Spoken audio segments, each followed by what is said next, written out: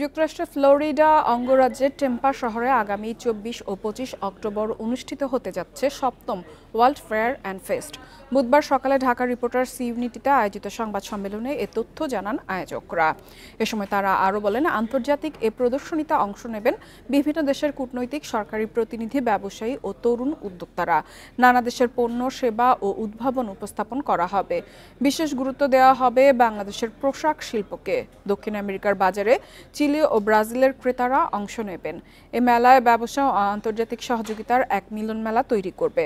দেশের ব্যবসায়ী ও উদ্যোক্তাদের জন্য এ আয়োজন বিশ্ব বাজারে প্রবেশে বিশেষ সুযোগ তৈরি করবে বলেও জানান আয়োজকরা।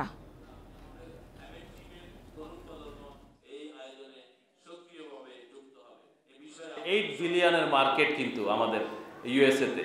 তো আমাদের একটা অপরচুনিটি আসছে। আপনারা জানেন যে ভারতের সাথে কিন্তু শুল্ক নিয়ে একটা বিশাল দ্বন্দ্ব চলছে। ওদের 50 আর আমাদের হলো কি 20। এটা আরও কমে আসছে, 15 হয়তো আসবে।